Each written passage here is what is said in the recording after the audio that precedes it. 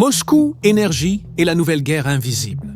Le 27 décembre, en milieu de matinée, Moscou a été confronté à un événement inattendu. L'un des sites emblématiques de la capitale, utilisé comme vitrine festive à l'approche du Nouvel An, s'est soudainement retrouvé plongé dans l'obscurité.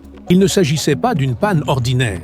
Selon plusieurs sources ouvertes et images satellitaires analysées a posteriori, une infrastructure énergétique stratégique située à proximité de la capitale aurait été endommagée lors d'une opération ciblée menée par l'Ukraine. Cet incident, bien que rapidement minimisé par les autorités russes, révèle une évolution profonde dans la manière dont la guerre est désormais conduite. Depuis le début du conflit, la Russie a utilisé l'énergie comme levier stratégique, frappant de manière répétée les réseaux électriques ukrainiens afin de désorganiser l'économie et le quotidien de la population civile. Ce qui s'est produit à Moscou marque un renversement symbolique de cette logique. Pour comprendre la portée de cet événement, il faut dépasser la dimension tactique et s'intéresser à ce qu'il représente sur le plan stratégique. La capitale russe est protégée par l'un des systèmes de défense aérienne les plus denses au monde. Longtemps considéré comme pratiquement inaccessible à des attaques de faible envergure,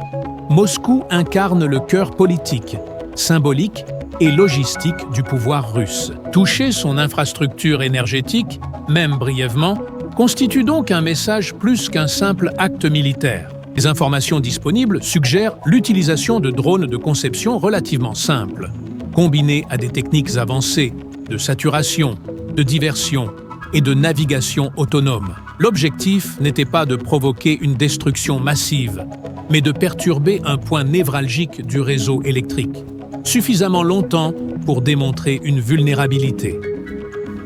Ce type d'opération illustre une transformation majeure des conflits contemporains. La supériorité militaire ne repose plus uniquement sur des armes coûteuses ou des plateformes lourdes, mais sur l'ingéniosité, l'intégration de technologies accessibles et la capacité à exploiter les failles des systèmes complexes. L'asymétrie devient ici un avantage. Face à des systèmes de défense extrêmement sophistiqués et onéreux, des moyens beaucoup plus modestes peuvent produire un effet stratégique disproportionné.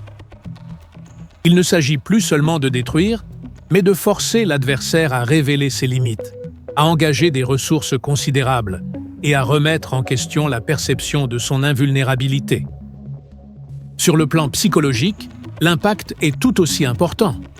Le Nouvel An occupe une place centrale dans la culture russe contemporaine, en tant que moment de cohésion sociale et de mise en scène de la stabilité. Une interruption brutale, même temporaire, de cette normalité touche directement le sentiment de sécurité de la population. Du point de vue militaire, cet épisode rappelle une réalité souvent négligée. Les infrastructures énergétiques sont devenues des cibles stratégiques majeures dans les conflits modernes. Elles alimentent non seulement les villes, mais aussi les systèmes de commandement, les communications et l'industrie de défense. Ce qui s'est produit à Moscou ne modifie pas, à lui seul, l'équilibre global du conflit.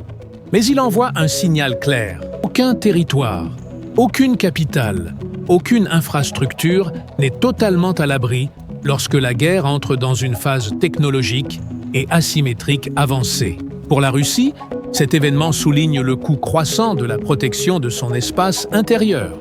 Pour l'Ukraine, il démontre une capacité d'adaptation et d'innovation, malgré un rapport de force défavorable sur le plan conventionnel. Plus largement, cet épisode illustre l'évolution de la guerre au XXIe siècle.